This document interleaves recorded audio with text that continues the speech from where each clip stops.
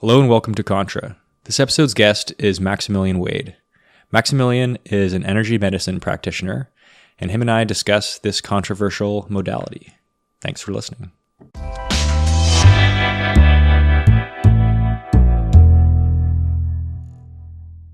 Hi, Maximillian. Welcome to the podcast. Thank you so much for having me.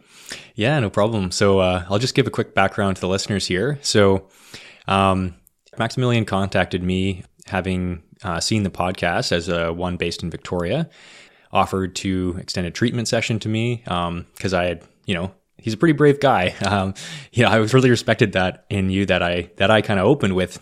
I would absolutely be willing to do a podcast based on alternative medicine, but by nature, I'm pretty skeptical of these practices. So it impressed me that you didn't right away just say, all right, screw off. I only want to talk to a receptive audience, right? Yeah, absolutely. I feel that when you're engaging in a form of work that speaks very particularly to a certain type of group, however, another type of group would feel very critical about it or very skeptical, then it doesn't really serve the greater good to just continue focusing on the people that are like-minded, but also allow others to see the work that you do and potentially perceive it from a different perspective. So for me, I reached out and I really appreciated that you were so honest and you told me right away that you're rather skeptical about the field that I'm working in. And I just wanted to connect further to see if we can still find common ground and then have a very inspiring conversation about it where I might have some of my views changed or adjusted, and the same might apply to you as well. Yeah. And it was interesting going for the treatment. I'll say that, how did it essentially go? We went and I got the Bioenergetic feedback.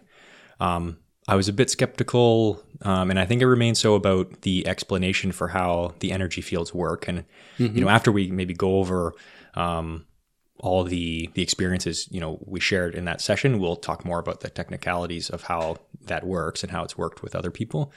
And we took a energy reading, which you can maybe describe that process how we did that. Yeah, absolutely. So when you came in, I had you assessed using a bioresonance scanner. The process of the scan itself takes about 10 seconds. And all you're required to do is place either your right or your left hand on the scanner. The scanner will pick up all of the energy fields and energetic pathways in an organism. In your case, it was obviously the human organism. And we can then map out if there is any imbalances in particular energy fields or even distortions in particular energy pathways that run across the entire body. And those imbalances can oftentimes give us clues as to what is currently going on in the physical, emotional, and potentially even in the spiritual body. So what lies at the foundation of anything a person might be experiencing, including chronic pain or some other form of chronic disease, including an autoimmune condition. Yeah. And I think I'm probably not the best test patient for it, just because I right now I'm fairly healthy, at least physically anyway. So it gave a number of, I think it was like hundreds of different metrics for emotional health, physical health, liver function, kidneys, all these different systems in the body.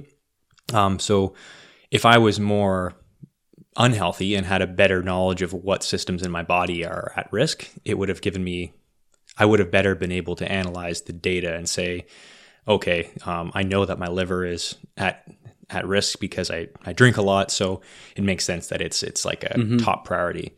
So in my case, I didn't really have a good experience to back up that. The kind of like family history stuff that showed up is definitely, it rang true to me. But my fear, of course, with these types of things is that it's like, everybody has certain things to do with their past, their family, relationships that could be very generalized. And they're, through hearing a general description of these problems, they're going to relate to a very personal situation. What I will say through that process is that I absolutely got the sense that you've talked a lot of people through some very traumatic experiences, and that you're a seasoned practitioner in that regard, and you have a true care for your patients. So that was, something I appreciated in your practice. Yeah, thank you. I'm happy that it came across, and for me, the emotional component is very crucial, and it's a focal point of my work to make people realize that there is so much more than just their physical body. So even if I have people come in, such as yourself, who may not be experiencing any physical discomfort in the form of chronic conditions, for instance, they can still benefit from the assessment in regards to what is their emotional landscape looking like at this point. And that can be very beneficial to broaden a person's perspective on what health actually is, because health is so much more than just our physical body that we're living in. Emotional health, mental health, they're both very powerful components of who we are and what actually stipulates a healthy individual. So it's a very holistic approach to maintaining well-being, and for a lot of people to return to a state of well-being. Yeah, and I absolutely agree with all that. Excuse me. I think even like more established medicine is moving in that direction. I remember reading a study or hearing about a podcast where they'd measured people's depression just through their own assessments of their mental state and talking to psychologists, and then they measured their gut biome, and there was like a direct relationship between the health of their gut biome and their mental health. And they weren't sure, is it the gut biome causing this mental health imbalance, or is it the mental health causing the gut, or is it just a never-ending kind of chicken in the loop, chicken in the egg type loop? Yeah. So yeah, I agree with that. And I actually really appreciated at the beginning of the session where you kind of had that big caveat that these treatments are not a replacement for conventional Western medicine. You have to very important. Continue to seek that type of treatment, and this is a supplement or something else. I got the sense that a lot of people who'd be coming to your practice, based on some of the preamble, are people that have exhausted the Western medicine. They have some sort of terminal illness that they just cannot get any resolution through, and then they come to you. Is that absolutely accurate? Yeah. A lot of the clients that I'm seeing, they've had chronic conditions for up to 30 plus years. So it's become, the condition itself has become very much the person themselves. And when a person undergoes chronic pain or is suffering from a chronic condition for long periods of time, I can speak from personal experience, it really becomes part of your identity. And one thing that it does is it creates a lot of fear inside the person. And as you're going through the process of trying to heal yourself with everything and seeking out the help from everyone that you can think of, oftentimes the longer you try to exploit those resources that you have, you will lose hope, because you try yet another therapy session or a new modality, and you always bring up your hopes whenever you try something new. However, when it then doesn't have the beneficial effect that you've been hoping for, that level of hope further diminishes to the point where at some point you basically have no more hope. It's almost like a negative placebo reaction. So even if they encounter a successful methodology, you think they come at it with such a state of despair. Of course, that can certainly happen too, yeah. So then when people come to see me, a lot of them, not all, but a lot of them are at a point where their level of hope is close to non-existent. And it's interesting because when I ask them what they've tried, it seems a lot of my clients have focused on the physical side of healing. Mm-hmm. Not all of them, but a fair amount. And my work, as I said before, it's really focused on allowing people to see that there's so much more than just their physical body. And the beautiful thing about the bioresonance assessment is, the bioenergetic assessment is that it also assesses the emotional landscape of a person. So what emotions are out of balance? What trauma, sometimes dating back to a person's childhood, is also potentially involved in whatever they're experiencing on a physical level. And what are some of the beliefs and belief systems that are no longer serving them, and maybe even negatively serving them? So when I create awareness in people that there is more aspects to their overall health than just the physical body, we are starting to spark a little bit of hope. Mm-hmm. And this is probably one of the most rewarding aspects of the work that I do, because I can see how there is a little bit of hope sparked in a person again, and they go, well, you know what? Maybe I just need a different perspective of what health is and how I can potentially approach my healing. Mm-hmm.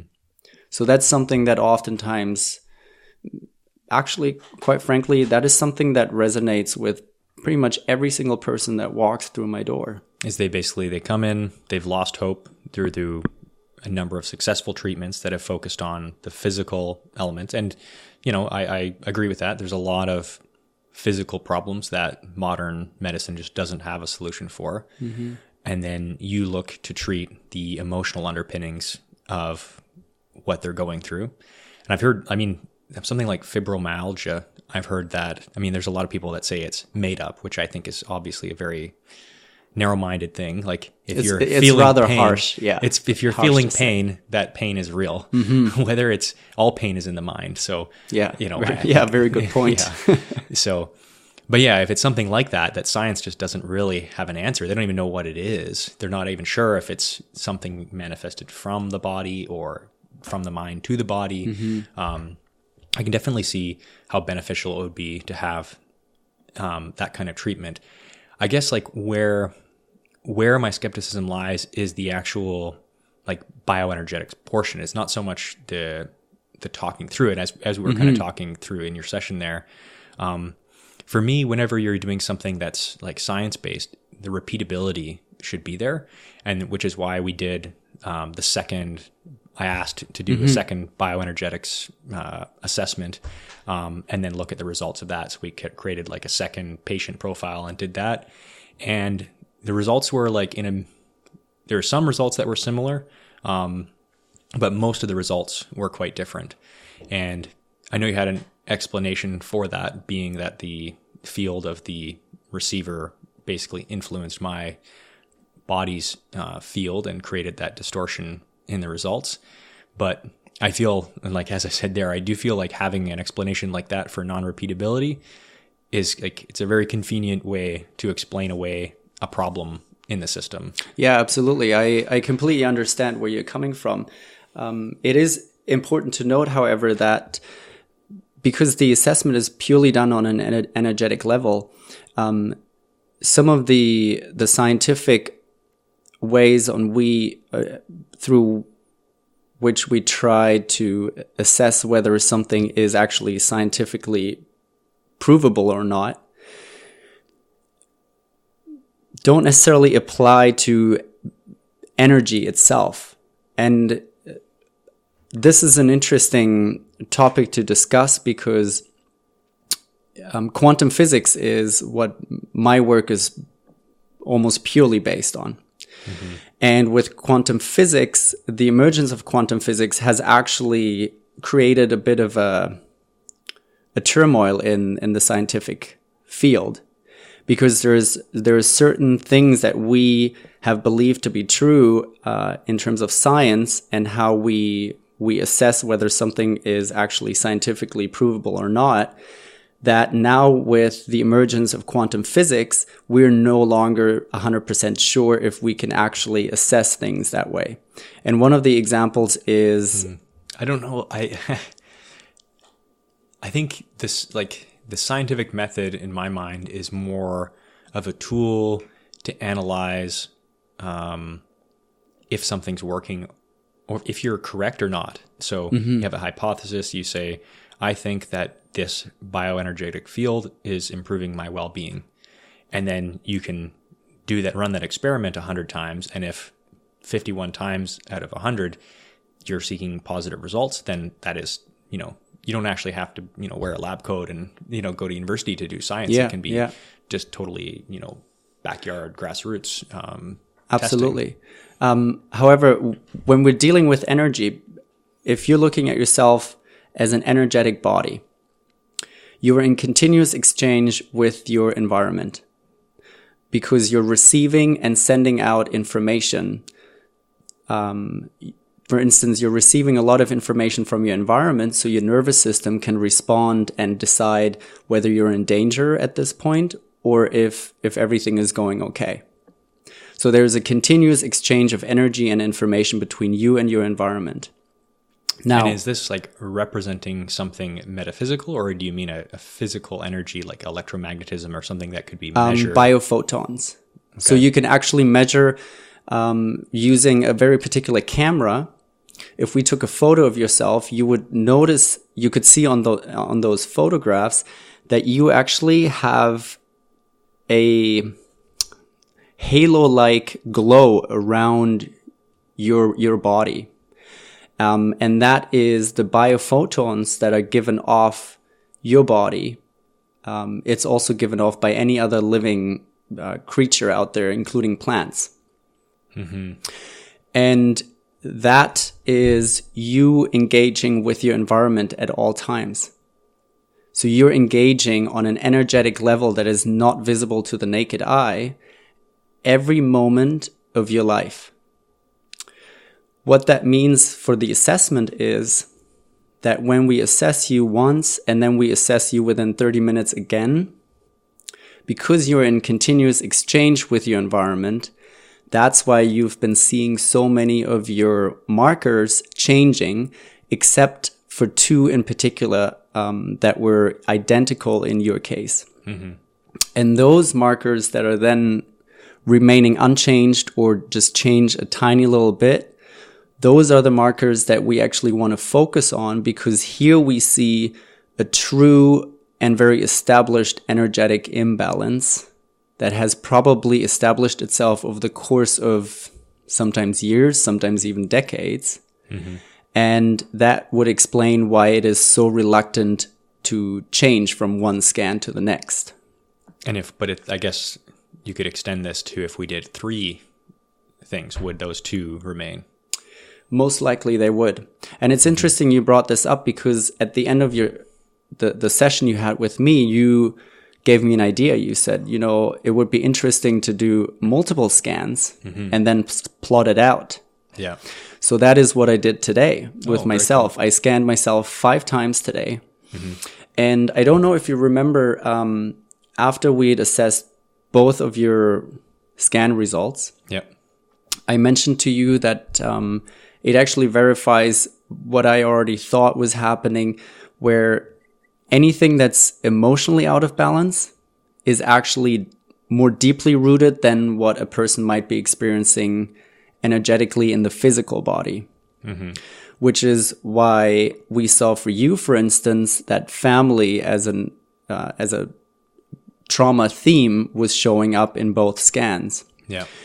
Now, when I did it with myself today, I noticed too that on an emotional level, this is where I noticed things were remaining almost identical or just changed very subtly, whereas other things that were more so related to the physical body, and the physical body, as I said before, is in continuous energetic exchange with its environment, those were a lot more fluctuating from scan 1 all the way to scan number 5.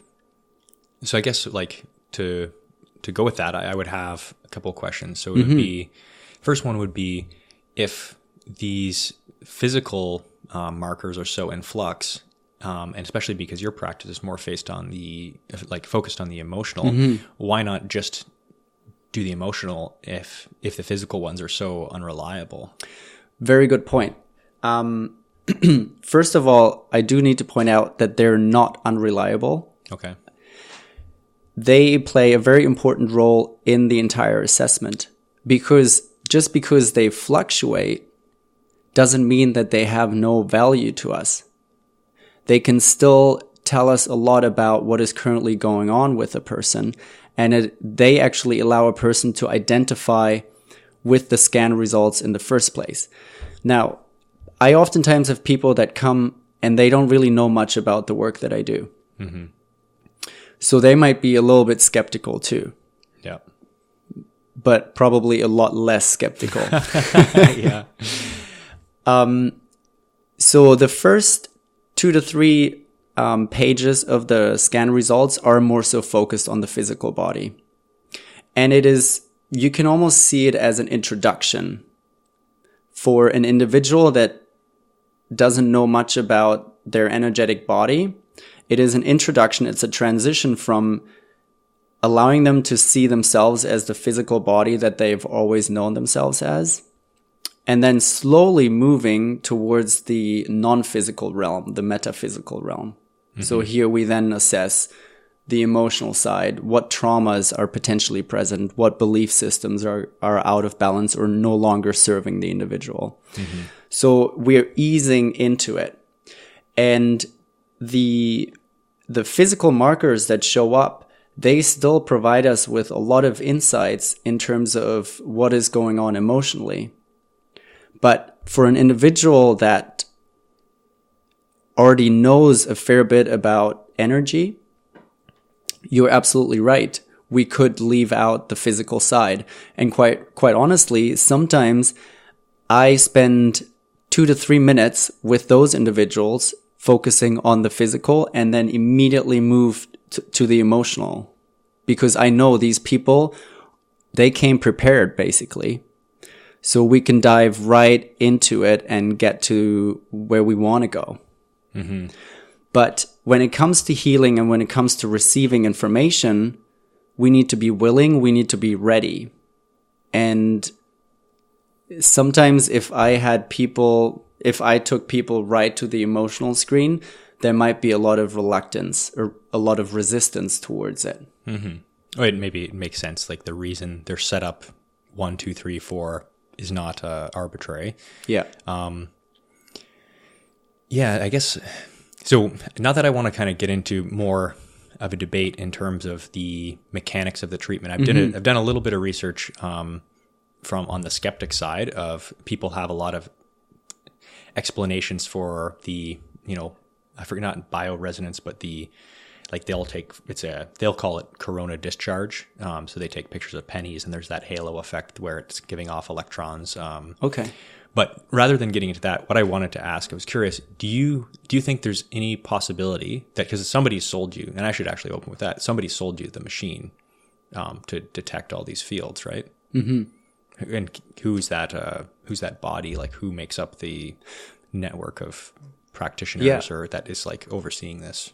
Yeah, so it's an institution called NES Health, and they were founded about 20 years ago in England and moved in the last couple of years their office to Tampa, Florida. Okay. And the research that was conducted was actually conducted several decades before the institution was established. And the research was conducted by a professor from Australia who was a practitioner of traditional Chinese medicine. And he became very interested in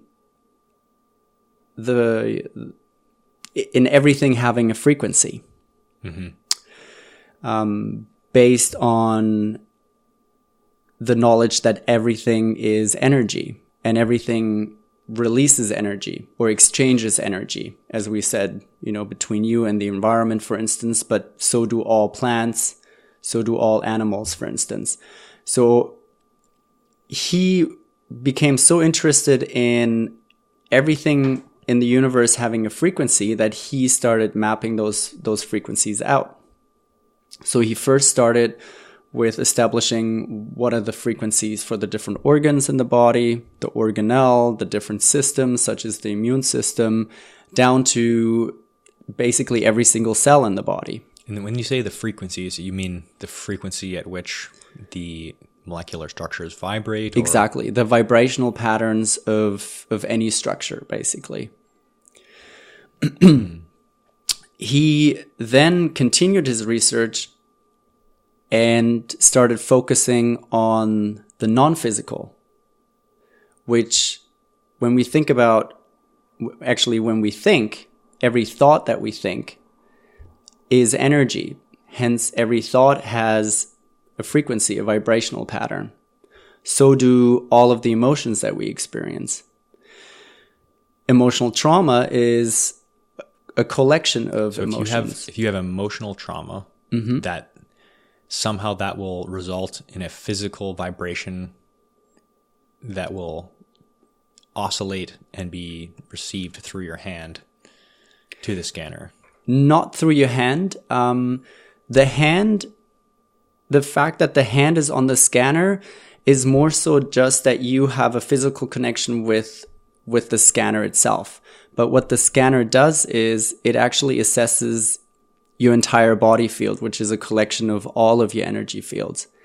And that is not done purely through the hand. It is actually done by the scanner creating its own energy field, which interacts with your energy field. Okay. Right. You did say that. Yeah. So back to the professor, what he then did, he mapped out the frequencies for all of the major emotions that we experience as human beings and the most dominant trauma themes. And how is he mapping this out? Is he at a university or is he? I believe he was at a university in Australia. I wouldn't be able to tell you the name of the university. So he has like some sort of equipment that's similar to what you have, probably more at a prototype scale. Definitely more of a prototype scale, and probably potentially even more sensitive, or just requiring more apparatuses at that point, because we would have to go back a couple of decades where he actually was right in the midst of this research. So he would have multiple people come in, some people depressed and some people anxious, some people with family issues that are presenting, and then measure their energy field and try to plot that against what... Exactly. And not just some people, it would have been, I can only assume, but it would probably be in the thousands, because the research was done over such a long stretch of time. So what's most interesting to me about this background, and then the fact that there's equipment being sold that has all these measurements, is that, not a lot of things in the world are black and white, right? Often there's like, if you look at a corporation that's done something nefarious, like not cleaned up their oil spill, it's like, who can you actually pin that on? There's a bunch of people that just kind of say, we were just doing our jobs. We're just trying to stay accountable to shareholders. The shareholders were just asking for more profit. Like everybody, there's this dissolution of responsibility, right? It's not black and white. It's gray. Everybody's just trying to be a human being, and, not everybody, but in this case, it is very black and white. It's either there's this heroic man who's gone against modern, the medical system, used his knowledge of quantum physics, which only a few people in the world understand. Like there's a handful of people in the entire world that can even talk about quantum physics. Yeah. It's very small. It's extremely complicated, and hard to even conceptually grasp. So he's used his knowledge of that plus his practice in medicine and created and sold this system that measures these fields. Or has these systems which randomly generate data and spit it out, and then somebody like yourself, who's a caring practitioner, believes that this is really analyzing the patient and then works with the patient to interpret these results. And I'm sure, if you're a programmer and you're smart, when you have the emotional trauma one, you're going to have, of course, program it such that there's one or two key regions which consistently light up for people. Like maybe family will light up every third time or every second time. And then, spouse problems or whatever it may be, these will be consistent hits that everybody will experience. And if I was programming it for nefarious reasons, I would of course build that in. I wouldn't have it completely random, because I would want to give the practitioner, who maybe is unknowing, the ability to work with the patient and uncover some trauma. And if that's the case, that guy's a pretty awful dude, in my opinion, right? And it seems to me there's nothing in the system, as far as the assessment part, that leads me to say, okay, this is obviously 100% true. I'm not saying it's not true, because I don't know enough about it. But I'm saying there's nothing about it that I've experienced that say, this is obviously reading something in depth about my personal history, and it's unmistakably accurate. And that's kind of the question I want to ask you is, do you think it's possible, with a 1 in 1 million chance, that it's not real? Well, I think that would apply to everything in life. For sure. So it would have the same likelihood as basically everything else that you're exposed to in life. You're right. Let me make it more narrow, the question. So an MRI, when you go, or an X-ray, when I go to get an X-ray, if the doctor never showed me the X-ray and he just said, oh, well, your bone is broken and we've got to do this, and then my bone healed, I still don't know for sure if the X-ray worked. But when he shows me the picture of the X-ray and I can see my bone broken and it matches up with my arm, I have a high degree of certainty that machine that I put my arm into gave a real result, because it's just so verifiable. And if I go back for 100 X-rays on that same arm, it's going to be 100 times the same result, right? Yeah, absolutely. So I shouldn't have said 1 in a million. I mean, do you think there's a reasonable chance that 1 in 100 is reasonable, that there's some manipulation of that data, that it's not a true energy reading?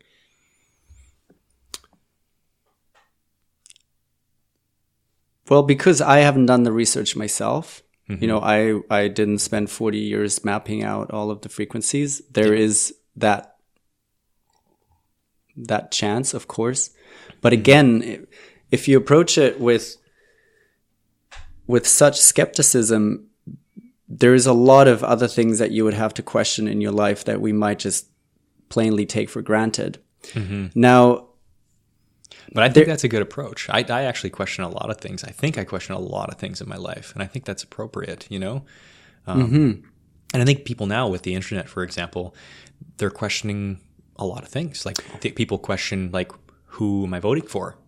What are they doing? Whereas before, I think it was much more taken at face value that, once a year, the president would sit down for a fireside chat with the television and you'd hear his thoughts. Whereas now when he's tweeting, I'm talking about Trump, the curtain has kind of gone up and you're getting a real view into this guy's mind. And I mean, he's a particularly disturbed individual, but I think if you got into the minds of a lot of presidents in the past and their daily thoughts, I think it would be different than it's been. People are kind of more open to questioning things and seeing other human beings as just other human beings rather than royalty and different. Yeah, absolutely. And for me, when it comes to skepticism, when it comes to asking questions and questioning things, I think we should all do that.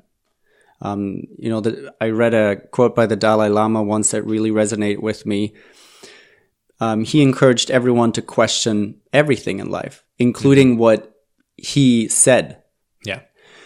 Now, I like that, but I personally believe it should come from a place of curiosity rather than a place of fear or worry that this is something that might shake up the world in a way that you don't want it to be shaken up. I agree with that for sure. And again, when it comes to energy, we know very little about energy and the energetic body and how energy actually moves and behaves in everything. I would agree with that. I would totally agree with that. And to that point, I would say that I feel like this guy that has invented this and done all this research on his own probably also knows very little about it. Knows probably a whole lot more than me, but to do a 9-second analysis and get 150 different readings, it's just a lot for me to accept that it has gone, without papers published and without, a legion of scientists and doctors and medical professionals. And I think my fear is not so much that it's going to change the world. My fear is more that both like practitioners and people that are desperate for medical help are going to seek this treatment and not other treatments. Now, I know like that's one of the things that I took so positively out of yours is that you had that, and I'm not sure if that's dictated by NES or, just your personal thing to say like, don't stop taking your chemotherapy medication when you're coming to my treatment, like, or whatever it might be. Yeah. But that's, I guess, my concern is that there's somebody that is profiteering off of a pseudoscience when those resources, both practitioners and the money of the patients could be put towards better use. Yeah, absolutely. As I said before, I do understand where you're coming from. However, the way I see it is, and I said this, 2 minutes ago, we know very little at this point about energy and when you say how we can. It's like basically the West, okay. Because we have to admit that in the West we are very unfamiliar when it comes to us being organisms of energy, utilizing energy, being made up of energy. When we go and you're talking about energy now more in the spiritual sense. No, actually, for me, energy is not something that can actually be classified as spiritual or physical, because energy underlies everything in this universe. So it becomes the foundation for every concept that we have thought of and labeled as human beings. Okay. Now, when we look at cultures in Asia, for instance, China with traditional Chinese medicine, and India with their Ayurvedic medical system, these cultures have been aware of the human body being an organism made up of energy for literally thousands of years. We can go to India and we can look at sacred texts that go back 3, 4, even 5,000 years, and they These talk are like the chakras and exactly. They talk about the chakras. In China and other Asian countries, they talk about the meridian system, which is a system of energetic pathways that run through the body. And it's really interesting because. So is this what's the researcher's name again that came up with this system? With this system. Sorry, the system that the NES system. He's a professor. So there is Peter Fraser. Yeah. And he teamed up with an entrepreneur, Harry Massey. Okay. So is this basically these chakras, the meridians, is this what the system is basically identifying? Is that the idea? It is part of what the system is also identifying, exactly. Okay. So the chakra system and the meridian system, they're two systems that are actually in the system, in the NES health system, along with a lot of other elements, as you've seen. And maybe you don't know the answer to this, but how are those energy systems discovered by the Chinese and the Indians? Yeah, so that's a very good question, and I think that's even a question that historians and scientists are still trying to determine how they were able to so accurately pinpoint these meridians and actually map them out on the body. Do conventional scientists believe that the meridians and chakras represent something real and physical? Actually, they've proven it. So we can now measure subtle energies. So what scientists have done, this is outside the NES health system. Oh This yeah, is like, yeah. This is. I wouldn't be able to tell you who did this research, but I'm sure But it's that it actually is coming out labs. of several different camps. So what they have done is they wanted to see how accurate and how on the money were the Chinese and people from India when they determined the chakra system and the meridian system. And it turns out they were spot on. And I don't actually know enough, and I am assuming the listeners won't either, enough about the chakras I don't actually know. The most I know about chakras is that they're called chakras. I just know it's something people who do yoga talk about. But yeah, and I imagine probably half the audience is kind of that same camp. So like, what do they suggest that has been proven by science? So the chakra, the concept of the chakras suggests that we have 7 energy centers that go from the pelvis all the way up to the crown of our head. Okay. So they're in line with our spine, and they basically act as energetic vortexes where we store a lot of energy that we receive from the environment. And these energies are stored in different cavities of the body. For instance, the lower abdomen, it is a cavity, such as our skull. It is a cavity as well. Now, interestingly, we would look at it and go, well, a cavity, isn't that supposed to be hollow? Because energy tends to gather in hollow places. Now, then one could argue, well, the skull contains the brain and so much other things that take place. And the abdomen contains all of our digestive organs. So how is it possible that we actually have energy gathering there? And this is where we really need to adjust our way of thinking, because energy, it is non-physical in a way. So when it gathers, it can gather in these places where we think these places are filled with organs, but energy can still gather there because energy is not necessarily bound to the physical realm. So the chakra system is basically a system of 7 energy centers. The meridians, I'm assuming if your listeners are not too familiar with the chakras, then I think it would be worth talking about the meridians. Yeah.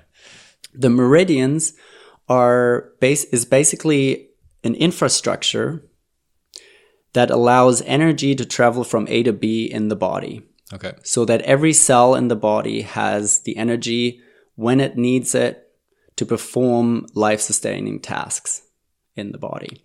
Okay. So that energy is taken in from external. Exactly. And then redistributed through the meridian system. Exactly. And it is stored as energy fields within those cavities. So we have the chakra system. For instance, in the chakra system. But in the Chinese system, they didn't have the word chakra, but they had another way that they had another way. Exactly. Yeah. They call them dantians. Okay. And the two together allow us to see how energy is stored and how energy is transported throughout the body. Okay. And when scientists, thanks to quantum physics, created very sensitive devices that can pick up subtle energies. And when I say subtle energies, those are energies that you can't necessarily feel. And when they started to assess to see if the Chinese were right about their meridian systems and if people in India were correct about the chakra system, they were pretty blown away to find that they were right on the money. And when you look at a map of your meridians... So I guess that assumes that so first of all, the scientists were able to find some previously unknown type of energy, or known to the ancient Chinese and Indians. Yeah. They were able to say, here's how it's represented with some sort of vibration or oscillation or wave that we're able to detect with our hypersensitive equipment. Yeah. And here's now where it's focused, and we can, using our knowledge of fields and measurements, we can see how it's traveling through the body, and it happens to adhere to these pathways and stored in these locations. Yeah.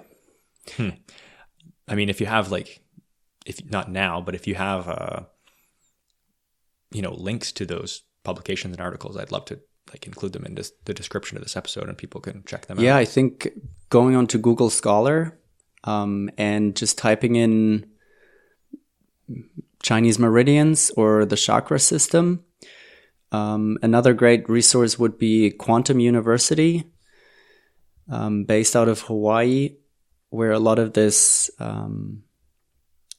is currently taught at university. So you can actually do your doctors in quantum physics-based fields now. Okay. And is it a doctorate of physics or? It's a doctorate in medicine. In medicine, quantum integrative medicine. Okay. Yeah. And is that associated with NES, or is that a completely separate? No, that's body? Completely separate. Yeah. Okay. Yeah, that would be a great resource, because they actually put out a lot of videos and lectures for free, so people can get a taste for it and then decide if obviously they want to enroll in any of the courses. But that would be a great resource, along with Google Scholar is something that I really like to utilize as well. Okay. Yeah, that's just a resource for finding and storing publications. I haven't actually used Google Scholar. For scientific papers. Exactly. Okay. I used to use it in university a lot. And nowadays, if you want to read scientific papers on a particular topic that you're really interested in, rather than just doing your generic Google search and potentially receiving some very questionable material, it's better to go through Google Scholar and actually receive the articles that were published in well-known scientific magazines. Okay. Yeah, that's a really good point. Is there a subscription for that, or I guess you probably have to buy the articles if you come across them? It depends. I've come across a lot of articles that are actually for free. Others might just feature an abstract, but even just a one-page abstract can already give you a good idea of what the study, for instance, was about and what was found. Yeah. In my research at work, I often just use the abstract, because it'll give you, if you're just looking for an idea and you don't need all the quantitative data, it'll give you enough information. Oh, absolutely. Sometimes it can be a bit of a drag to go through the entire article. Yeah, absolutely. That's actually one of the biggest problems in our society, right? Everybody wants to read the Facebook headline, the article, the headline that's posted on Facebook, but they don't actually read the article. Yeah, absolutely. We're getting lazy, I think. Yeah, it's getting too convenient. Although I don't even know if it's the same laziness. I think it's actually just our attention span is decreasing, because somebody who spends 3 hours on Facebook reading headlines, that's not, in theory, it's not any less work than somebody reading a 3-hour medical journal on their phone. Yeah, that's a good point. Their brain is, I think if you looked at, certain, probably different areas of their brain would be lit up. Certain reward centers would be lit up, whereas the other person, it would be, their brain would look different, their image of their brain, but it's the same amount of work in that your physical work, right? Mental work, I think it's different. Yeah, absolutely. It becomes a question, what is the motivation behind it? Are you just, as you said, with Facebook, instant gratification is something that we continuously seek, especially through social media. And that is certainly not something that you can necessarily expect by reading a scientific article on quantum physics. Yeah.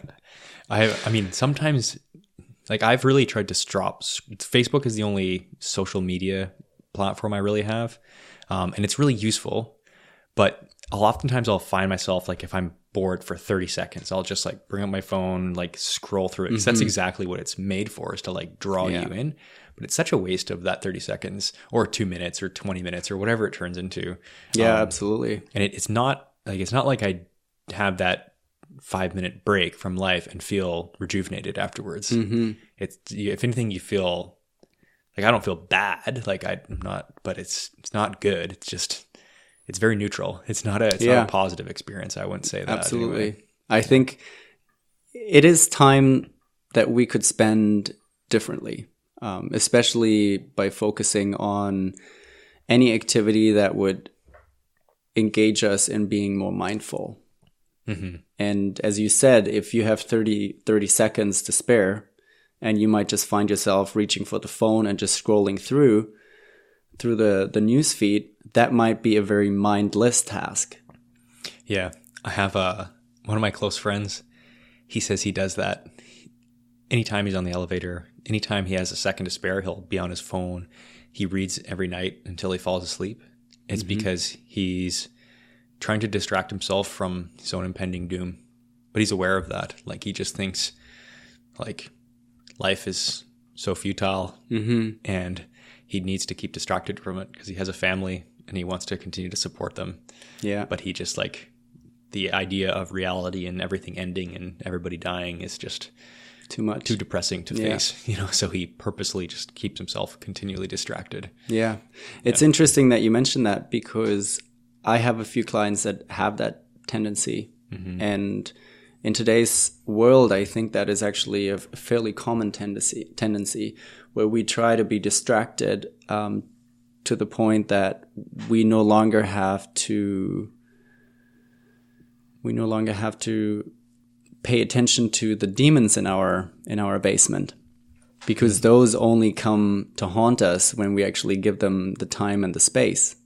So our strategy then becomes, just like you described, just don't give them the time or the space. And energetically speaking, this is very interesting, because when there is something that we're trying to avoid, for instance, the topic of that everything will come to an end, that we will die eventually. And if it is a topic that is very hard to accept for a person, so they choose to keep it at bay by always distracting themselves, energetically, we push this energy down. And this energy it's got a low frequency. Some people actually describe it as heavy or dark. And over time, the more often we suppress this energy. And there might even be more that we suppress, so it accumulates. And these accumulations eventually can actually manifest themselves into something physical. And you mentioned earlier that you read articles on how our emotional state can affect our microbiome, for instance. It is in part because of this low frequency energy that an organ or an entire area in our body can be affected by something that we don't even perceive to be physical. So when we come to realize this, we actually need to take responsibility, not just for our actions, but also for our thoughts, for our emotions. And one of the biggest things that I always teach my clients is every emotion that we experience for a reason. You know, we weren't put on this earth only to be experiencing positive emotions. Life has taught us one thing, and that is that not everything is just positive. Sure. So it becomes our responsibility to ensure that when we experience emotions that are not positive, that we still allow us to go through those emotions and not just suppress them. Because I actually heard a psychologist talking about this kind of same concept. It's interesting, like the field of psychology and putting labels, because, you know, some people are extremely depressed and some people are overwhelmingly anxious, but having these labels become so commonplace has not been good for the average person, because people who tend to skew a little bit more depressed, people who tend to skew a little bit more anxious, like, these are just normal things. Like, there's only like 5 basic emotions you can have, and 4 of them are negative, you know, like, you know, so, and then people who are a little bit skew a bit anxious, they're told that you have anxiety, and now they're anxious about the fact that they're anxious about things, and it's just a compounding cycle. Absolutely. Whereas, sometimes rather than trying to find out ways to not deal with that, it's like maybe you should just accept that you have a lot of shit going on and you're going to be a bit worried about it. Absolutely. But you've just got to deal with it, and that's okay. And you're going to oscillate between 5 basic emotions. I forget exactly. I think it was anxiety, depression, happiness, fear, and like there was 5 basic things, and all of them, like the color palette, like how there's 3 colors and everything is kind of made up of those. Yeah, those absolutely. Basics. Yeah, absolutely. And you actually used a very, very powerful word, acceptance. That is something that I believe in our society is very much undervalued. We need to accept more than we are actually at this point willing to accept. For instance, if you want a happy life, it's very difficult to truly live a happy life if you cannot accept the fact that one day you no longer will be. Yeah. And this acceptance applies to really everything in life, and not just death, every emotion that you experience. Yeah, that it's all fleeting. I've heard it's all fleeting. Yes. I really like this guy, Jordan Peterson. I've talked about him before on the podcast. But one of his things is that your aim in life should not be happiness. If you get happiness, that's great. But it should be meaning. Because meaningfulness, living a meaningful life, that stays with you regardless of how your life turns. If you're constantly aiming towards meaning, because happiness can be taken away from you by external factors, right? If your child gets sick and your wife becomes mentally ill, it's like there's probably not much happiness for you. Like it's probably not likely that you're going to spend the weekend at the beach hanging out with your friends when you have a child dying of cancer at home. Yeah. So whereas if you've oriented yourself towards meaning, you can still have a meaningful life while taking care of that child and providing for them the best existence they can. Absolutely. It's this kind of acceptance is something I've reflected upon recently, and I do whenever I get sick. I am pretty lucky in that I'm healthy, but right now I'm just getting over a cold. Not a particularly bad cold at all, but over the last 3 or 4 days, I've been a bit under the weather, and just especially maybe 2 days ago was the worst of it. I've low energy, headache, sore throat, just the kind of basic sick. And I'm thinking to myself like, this sucks. But, eventually I'm going to get sick, and then I'm going to get sicker, and then sicker and sicker, and then I'm going to die. For sure. That's inevitable. And, some people would love that how I felt 2 days ago. They would love to be like that. That would be the best they've ever felt in their life.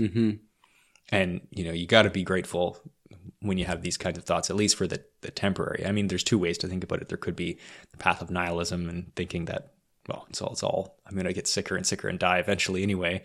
Or you can embrace the moment. I'd like to think I have maybe 90% embrace the moment, 10% like, holy shit. But that's very good. I think that's probably way above the average. I never trust a self-diagnosis, but it's also interesting to note that when we are experiencing anything, and this is actually something that the listeners can test themselves. If you're experiencing anything, and let's assume you're experiencing something that is uncomfortable or negative in your eyes,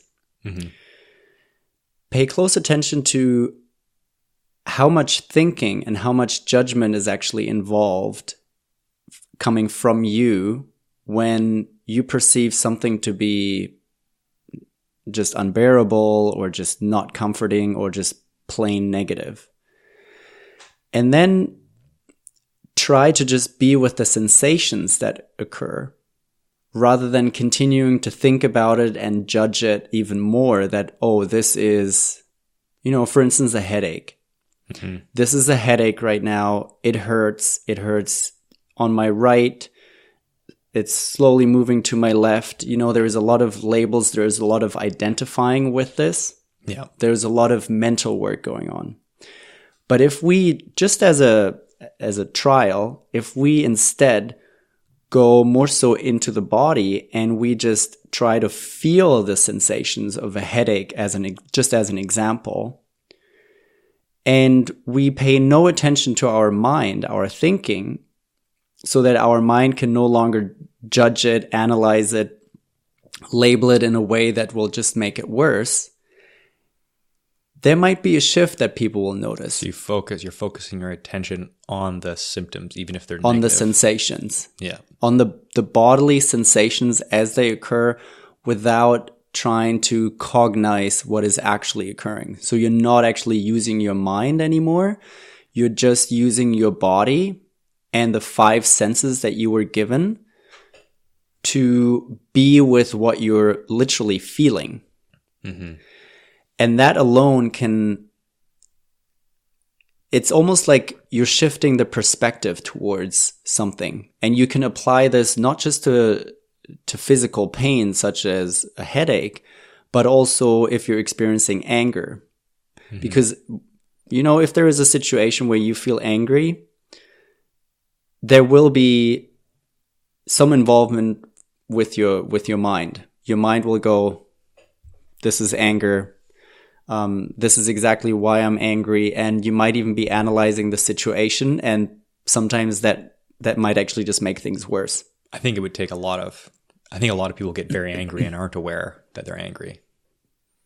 Now, with anger, there's a lot of physical sensations. And these sensations, a lot of them are very subtle, but there's a lot of them.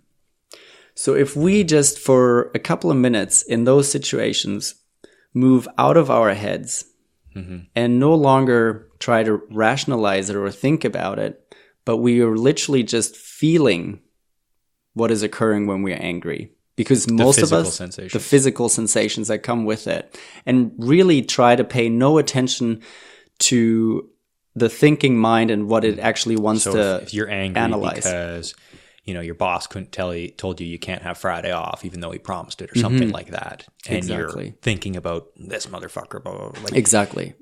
Rather than thinking about that, just pay attention to how your body's responding to this. How it feels. And the mind, for once, doesn't need to be involved. And just think about it.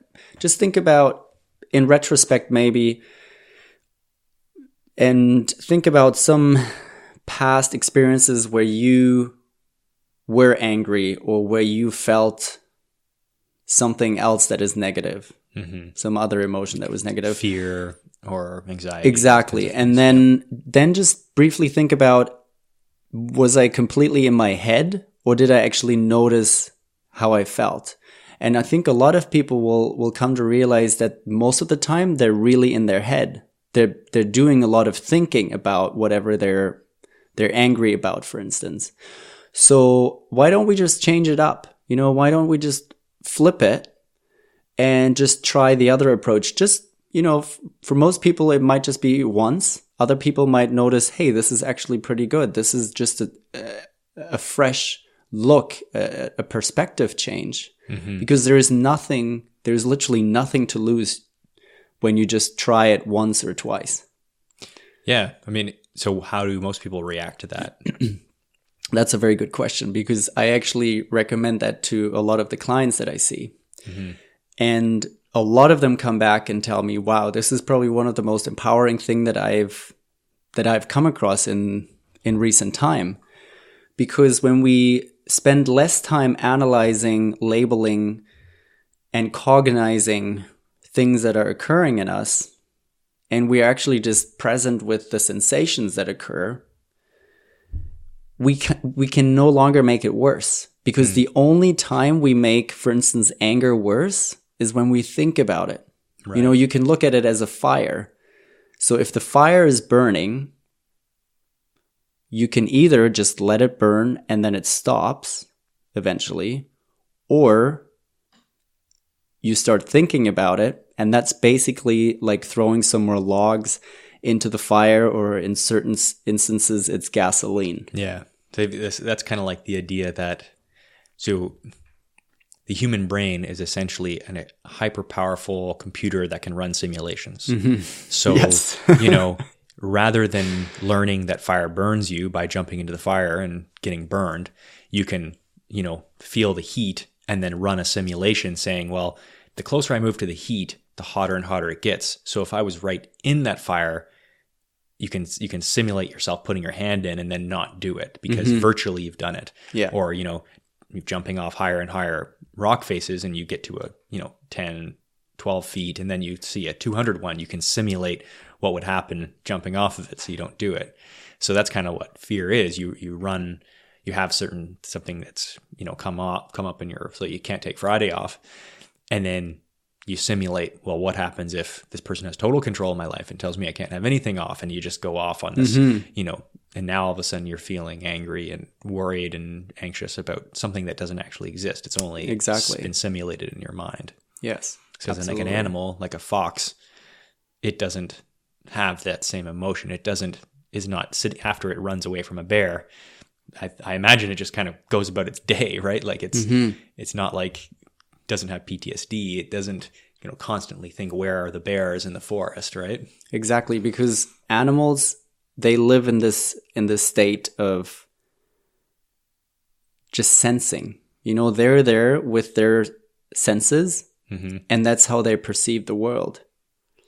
And it's interesting because we were given 5 senses, yet a lot of us perceive or prefer to perceive our world with our mind, and our mind is not a sense. Okay. It is more so the center where a lot of information congregates that comes from our senses. But it's almost like and this is particularly true in the West, we have placed too much attention on the mind and what we can do with it, and have lost touch with the rest that we're made up of, and that's our body, and we have our 5 senses. And when we're focusing on the sensations, and I'm not saying that we should stop thinking, but as everything in life, it's about a healthy balance.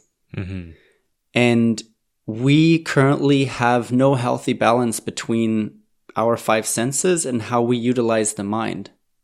So we need to, and this is really something that we can all do, we need to reestablish a balance between utilizing our 5 senses by just being with the sensations as they occur, and the mind itself. Yeah. So it's kind of like meditating, at least how I've heard it described and how I've tried meditating before. I know you're not supposed to say you're terrible at it, but I'm terrible at it in that I know that it'd be a really beneficial thing. I'll do like 3 days where I'll meditate for 20 minutes every morning and then not do it again for a year. But that's essentially, it's not that you shut your brain down. It's just that you stop cognitively judging every thought that comes into your mind, and you're just present, absolutely. Right? And it's interesting that you're mentioning meditation, because a lot of people have trouble getting started with it. And honestly, I don't blame them. I had a very hard time starting out with meditation. It took me a long time. But now, looking back, I would actually just tell people meditation is not necessarily you sitting down and allocating 20 minutes so you can just sit there in silence and just try your best, whatever you can achieve at meditating. Meditation you can do during anything as you go about your daily life. Yeah. Well, I know the places I meditate. I meditate surfing and I meditate kite surfing. It's kind of different, but surfing, you're a lot of times waiting for waves. And when you're just sitting on the ocean, floating on your board, like calm, not a lot of people out, you know, especially because you're kind of passively doing something like balancing on your board, but your mind just kind of wanders and it gets free. And then kite surfing, there's some extreme elements to that, but a lot of the time kite surfing, you're just kind of cruising around and then you're trying tricks intermittently, but it's like the cruising around and like playing in the waves and that kind of stuff where you're your body just kind of takes over once you get to a certain level of competence, and your mind just kind of goes free. Yeah. It's really good that you're mentioning this, because we need to realize meditation is not something that needs to be done in stillness as you're sitting somewhere motionless. Actually, a lot of people would benefit from meditation if they did it during an activity. And running is actually one of those activities where a lot of people meditate without even noticing. You know, I used to be an avid runner, and I would talk to people in the community, and they would often tell me, you know, one of the best things or my favorite thing about running is I can clear my head. That is meditation. Right. It doesn't have meditation, even though for a lot of people it has a spiritual connotation, there doesn't have to be anything spiritual or religious about meditation. Mm-hmm. So you can approach it, you can try it without feeling like you're signing up to become part of a religious group, or you're giving in to a particular spiritual inclination. Yeah. It's unfortunate that words get such baggage attached to them and so many associations. Like, for example, like, to go a different direction, the word retard. Like, now this is like a hurtful word that people don't even want to say. They want to say the R word, but you know, it was not, when the term was coined, it's not hurtful. It's saying somebody that has retarded development. It's about as like politically correct a word to describe somebody who's cognitively delayed as you can come up with. But now the association with the word retard, which, you know, shouldn't be a negative word, but there's so much baggage with that. It's almost, society is really, they're genuinely abandoning that as a label and coming up with a new label. Yeah. And it's almost like meditation needs the same overhaul. And right? It has been receiving this. It's called mindfulness. Right. Yeah. You know, this is, I've been meditating for just about 12 years and exploring consciousness as a concept for really that period of time. And it's been interesting for me in the last 5 years. I've seen the word meditation less and less in publications and on posters and so forth. But the word mindfulness and mindfulness camps and mindfulness seminars popping up like mushrooms everywhere. Yeah. And it is exactly what you were describing. You know, someone determined, or we determined, that meditation had too much baggage. Mm-hmm. So let's just come up with another label, and hopefully not that much negativity will attach itself to it. Yeah, well, I think it inevitably will. Maybe not in the same way. Maybe it won't be associated with spiritualism, but some group or sect will overly identify with mindfulness, and then they'll have to shed that word and, you know, come up with a new one. Well, we're good at coming up with words. So. Yeah, we are. Yeah, so it's not something we have to worry about. So this is the kind of thing you talk a lot about in your practice, mindfulness, or mindfulness is certainly a component of it, absolutely, but the main focus is really about allowing people to see themselves as an emotional being, and not to the point where their emotions are running their life, but where they actually choose what emotions they allow into their life and which emotions they really want to experience. Yeah. And I think all these concepts are like, they're very interesting, and I imagine very helpful. They'd be helpful, I'm sure, if I explored them, and to most people. I guess to me, they would exist like these tools, like talking about chakras and meridians, whether or not they're true, like whether or not they can be physically measured, is almost inconsequential if they're a useful tool for viewing your relationship with your mind and your consciousness, and your body's relationship with your mind and consciousness. And I think, like, if you look at a lot of ancient religions, they'll have like the god of anger. Mm-hmm. And whether or not we can actually say, oh, look, we've used science to capture the god of anger. Mm-hmm. Here is his name's Tom. It doesn't matter if it doesn't actually exist, because it's a real way to describe a force that exists within your consciousness. So people, when they say, some primitive society, like, I've been possessed by this god of anger, well, yeah, it's like the idea, this concept of anger has taken over your mind and is taken hold of you for a temporary period, or maybe for an elongated period. And that's kind of like what the psychoanalysts found out I think it was the 1900s, when they're exploring these ideas, is that, you'd be taken hold by jealousy, or like what other people would have called a god, possessed by one of these deities.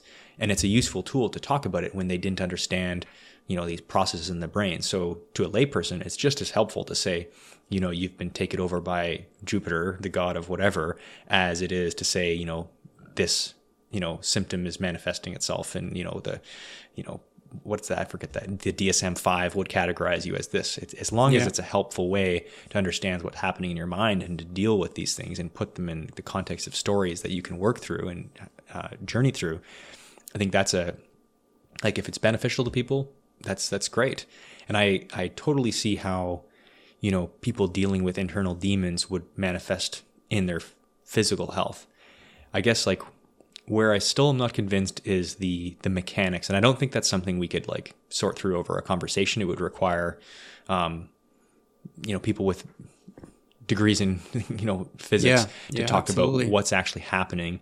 And that's something that I just didn't see when I looked at the research. There wasn't a lot of openness to what's happening inside these devices. So because there's not a lot of openness, there's no room for somebody that's really educated to actually say, I agree, or no, that's not what's happening. That's kind of where my skepticism lies. Whereas if you have something like an MRI, it's like the process is open and we can see how these results, like more than one person agrees and understands how it works. Yeah, absolutely. Right. So there's kind of like, society has kind of structured itself to prevent a lone person from manipulating others into thinking that they've got the solution. And you've just got to do what they say and you'll get better. Right.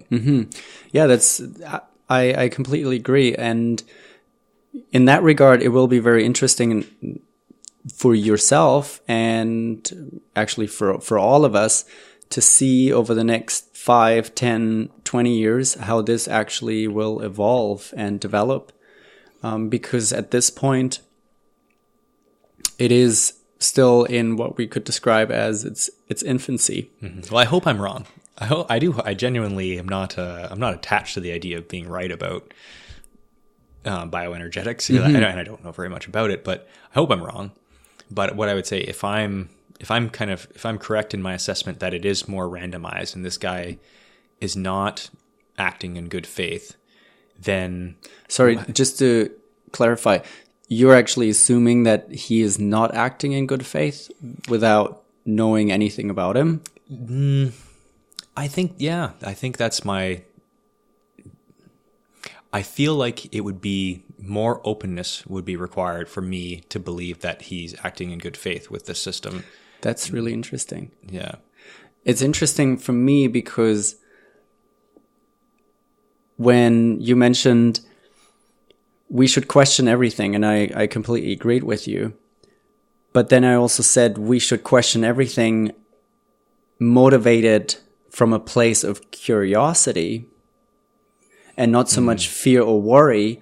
However, if you jump to the conclusion that this person is acting out of bad faith, well, I wouldn't say I totally jump to it. There's some evidence that I've reviewed that would lead me towards that, but I'm not conclusively saying it. Okay. I'm not going to stand behind that and say this is absolute quackery and he's a fraud. I'm not saying that. I'm saying the evidence that I've seen certainly leads me to believe that he's not acting in good faith. But I'm not stamping that and saying I endorse this fully. It's just so far that's my assumption. But I didn't want to derail what you were saying though.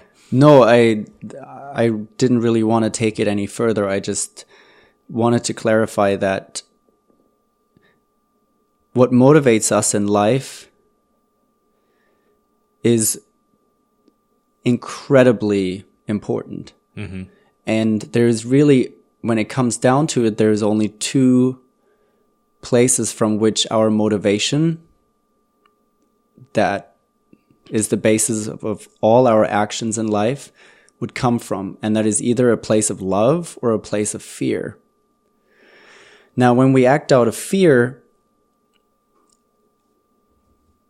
things can easily get derailed and we can be led down the wrong path.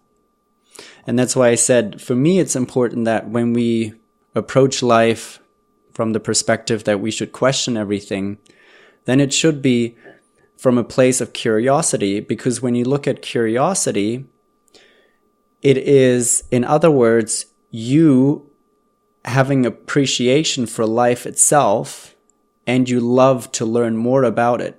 So It becomes, the motivation is love, in other words.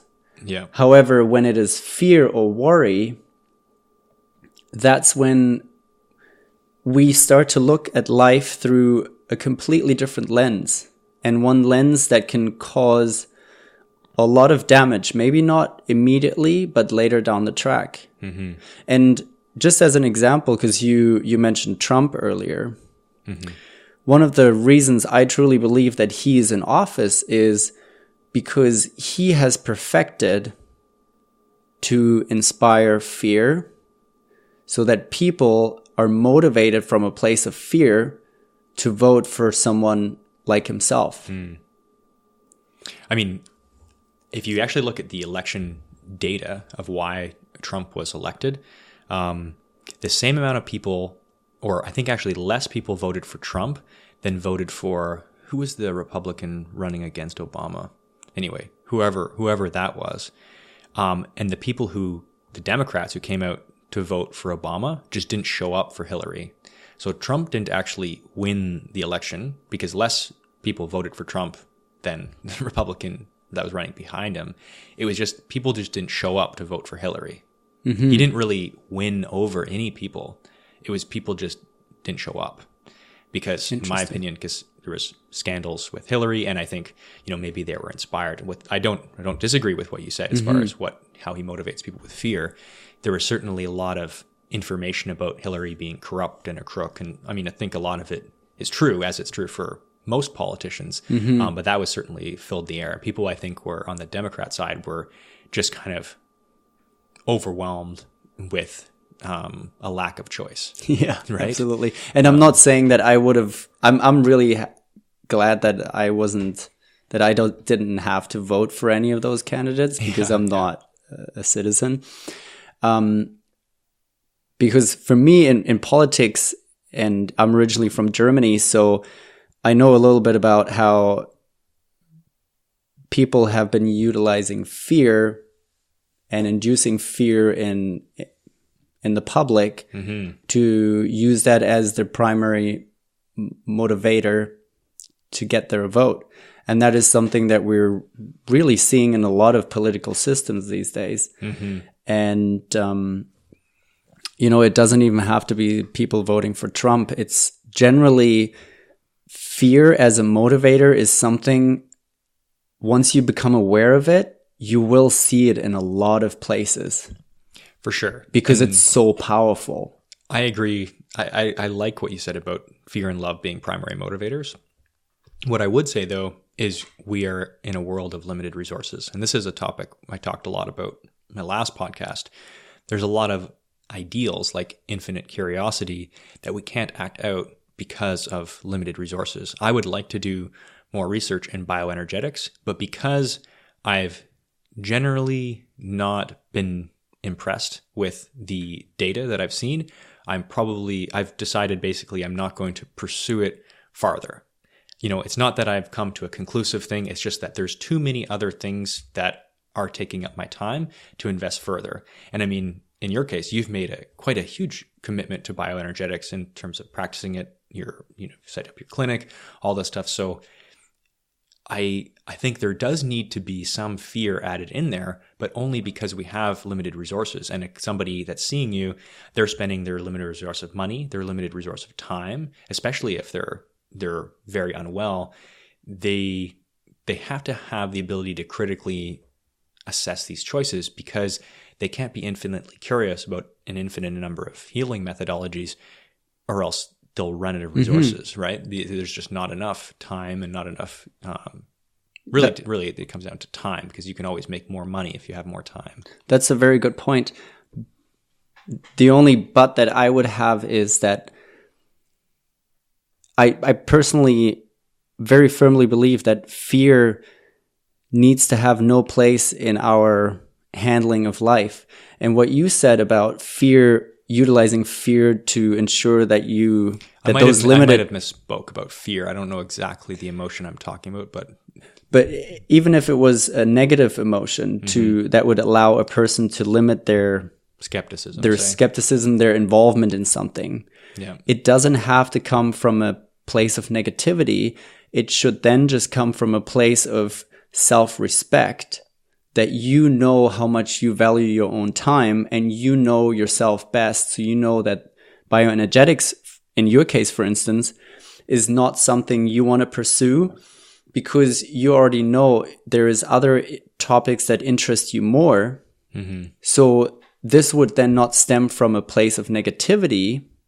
It would more so, or at least it should come from a place of self-respect and having enough love for yourself that you honor your time and your energy so much that you would say, okay, bioenergetics is not my field.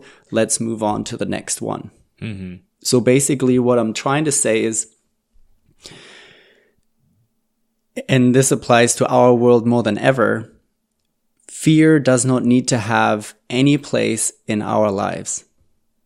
If you act from a place of love, from a place of positivity in everything that you do and pursue, you will not go wrong.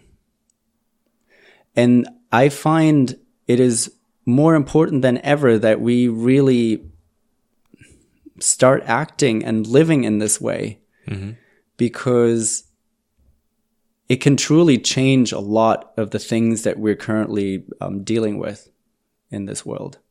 Yeah, I think that's a really good message. I imagine it's well received by people that are in a really rough spot where they've dealt with a lot of fear and anxiety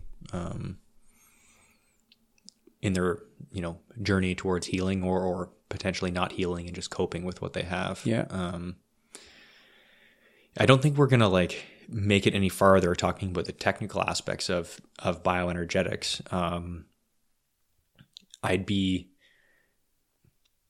I want to go into some stories about anecdotes of your patients, like we kind of talked about before.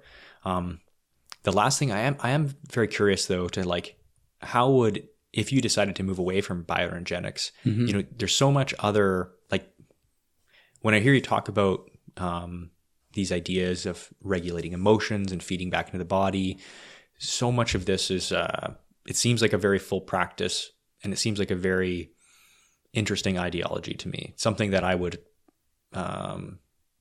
like to hear more about, to say it briefly, let's say. That doesn't necessarily have to be attached to bioenergetics. This could just be talking about energy and fields and the meridians, could just be a tool for explaining your thoughts on your healing journey and how somebody else could embark on a similar path. If we took out bioenergetics, you mean? Certainly.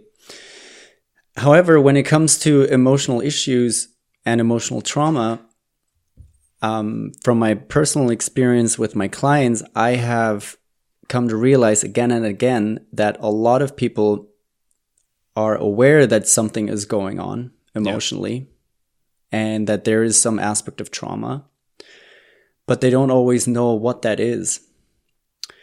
So then the scan can come in very handy because it can reveal those emotions, those beliefs that are currently out of balance or causing an imbalance, and also the trauma theme that might be present in a person. And because the people I've had just under 150 clients this past year that I've been working with. Wow. And what I can tell from that number is that almost everyone, I would probably say about 90% of the people that looked at what are the emotions, what are the trauma themes that are showing up for them, they were able to identify in the bioenergetic scan. In the bioenergetic scan, exactly. We're able to identify with those themes, for instance, and not only identify with them, but also then see that as the underlying factor for them. And then, but like each session, you would do a new scan, and then a new type of emotional difficulty would come up for those people, and they would work through those issues. Yeah, sometimes, but there is also cases where we would do a follow-up scan or even 2 follow-up scans, and the same issue would still prevail. That would then indicate that this is obviously a longer standing issue that requires more time, more patience, and more love, basically. Yeah. And I mean, I see, again, it comes down to like, it could be that the tool is very accurate in picking up on that need to do more work, or it could just be that, everybody has work to do on all aspects of their personality. And, having that, because we talked, during my actual session about the power of the placebo effect. And a lot of people will discount something saying, oh, it's just a placebo. Whereas if somebody is 100% convinced that, this scan is accurately reading their emotional traumas, whether or not it does or it doesn't, even if it does or it doesn't, if they are absolutely convinced it does, and as the practitioner, you're absolutely convinced that it does, that creates the conditions for a very powerful placebo effect, which if it works, the placebo effect would amplify the treatment. And if it doesn't work, the placebo effect would act alone to help the person feel or actually potentially realistically actually work through these issues, which then could manifest themselves in a physical change in their body or their symptoms, whether it's real or not. So, yeah. I respect your skepticism. I have to admit, it's certainly to the point where at times it's a little hard for me to understand how there could be so much skepticism in this work. And I almost wish that you could be given the opportunity to talk to those 100+ people that I've been scanning. I could see it being difficult in your position, because here I am, having done one treatment when I'm fairly healthy. But I will say, you treated a couple parts of my body, and you treated my toe like that. I just bent in jiu-jitsu, pretty minor injury, but feeling better, feeling pretty good. Nice. Toes feeling good. Nice. So, but what I wanted to say is, some of the clients that I deal with, they have conditions where emotional experiences, such as abuse in various forms that I'm not going to go into any further, but they have been experiencing things that are very significant and have had a very traumatic effect on them across the whole realm of their being. For sure. Not just physical. When you then see the scan results and what comes up for that individual, especially in terms of what are the emotions, what are the trauma themes, what are the belief systems, and then, I sit here and you say that there is a very good chance, and it almost seems you believe that it is more so randomly selected those items. I suspect it, yeah. It's very hard to just sit here and take that in because I have seen with my eyes, and I have experienced it again and again, how accurate this scan is. Well, one thing I'll say, and if it hasn't come through to the audience, is like, I very much believe you are an authentic practitioner. I don't believe for a second that you are trying to manipulate anybody. And I know we talked about that at the session, but I don't think I've actually said it on the podcast. Yeah, I really appreciate that. that much was definitely clear to me, that you're a very authentic person. But yeah, and I'll leave it at that. I think we're all susceptible to influences, but again, I'm not saying I believe it to be false. It's just like the evidence that I've seen. It's my suspicion. Yeah. And as I said before, I really respect that, and I came here because I love talking with people that not necessarily share the same like-mindedness as me, because that's really what life is about. You know, it's about exploring the entire spectrum, so you can find your balance. Yeah, and it's what I practice is something that can be incredibly valuable to every human being out there, whether they're trying to heal from something or just trying to take their well-being to the next level. Yeah. But I honor everyone's individuality and people's skepticism.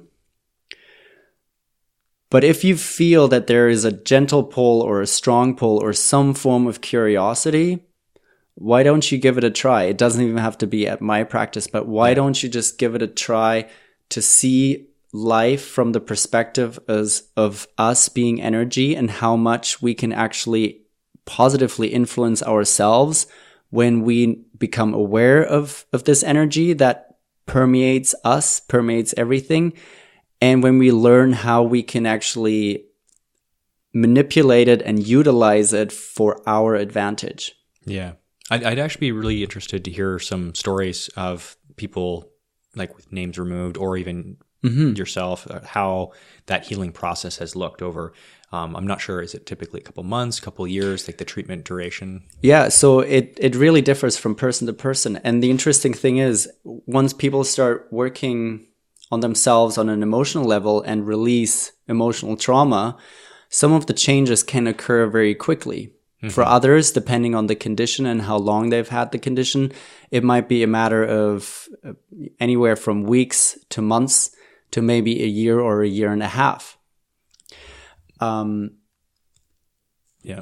Oh, yeah. Actually, one thing I was thinking of is like, do you have a specific, is there a specific inflection point or turning point, either in your healing process or when you were starting to administer this, where you were like, okay, this is the real deal, or seeing some friends before you were receiving the treatment yourself? What was the point where you're like, I'm 100% in on bioenergetics? Yeah. 2 inflection points. Okay. First one, once I came to realize that I am a being of energy, and this energy I'm made of, and it runs through me, and it allows every function in the body to take place. That was a huge game changer. So what prompted that? When I saw my first scan. Okay. When I received the treatment and I actually felt the energy traveling through me, and I was able to clear some of those meridians. There were a couple of blockages. When I cleared those blockages, how my movements became lighter, I became lighter as a person, and I could quite literally feel how something was moving through me that wasn't my blood, that wasn't my lymph fluid, and that wasn't just random muscle contractions, which may have, made me perceive that something was flowing through me. Intense personal experience. Subtle. Yeah. Okay. Intense when it comes to energy work. If you're very sensitive towards the work, then some of the experiences can be intense, but it is more subtle. But when I say subtle, it does not imply that it is barely noticeable, but it's more so a subtleness that is comfortable, even though you clearly perceive it as it is happening. That was the first thing that happened to me personally. Then when I started the course and I started playing around with the treatment, I would do it on myself. Of course, I would do it on my partner, then a couple of friends, and then our neighbors. And I was scanning one of our neighbors, and he had told me previously that he'd been battling with thyroid issues for over 30 years. Mm-hmm. And he had always been on medication, and it was just always underperforming. So he would always have to supplement to ensure that it would function well enough. So I said, well, do you want to give it a try? I'll scan you and we'll just see what comes up. And we moved through the scan results, and we came to the mind-body section where we assess the emotional and trauma themes. And right around the thyroid, the trauma themes of not being able to swallow, and not being able to speak were coming up. Okay. As the highest priority. So it was pretty clear that this is where we wanted to focus on. Obviously, when I see clients, I don't know anything about their story really. Mm-hmm. So during the scan, first thing you do is the scan. Exactly. Yeah. So then I would always encourage my clients to share if they're willing to share, if it's not too personal for them to share it. And I just remember him looking at it and I explaining to him those two trauma themes that were coming up and that they were affecting the thyroid.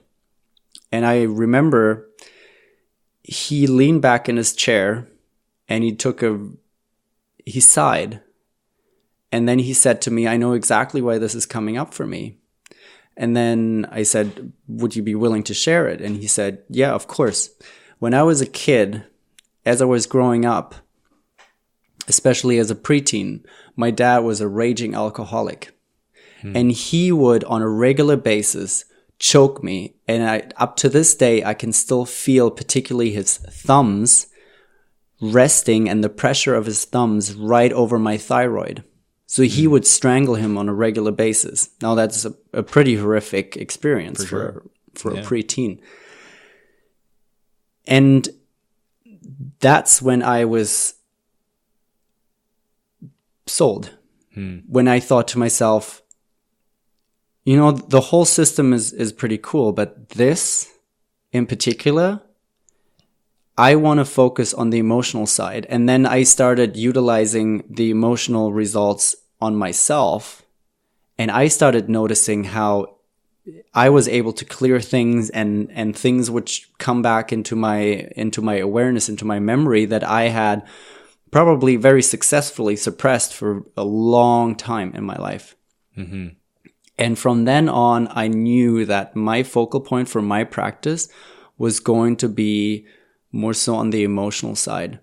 I was recently at a conference in Tampa, energy medicine conference, and there were practitioners that also use the NES system. Mm-hmm.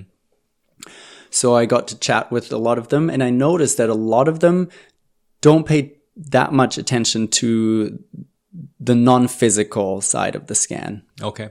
So that was really interesting to see. So this is really a way you've developed. Exactly. So, and I wasn't aware of that, but after the conference, I started to realize, wow, I'm really going in a different direction.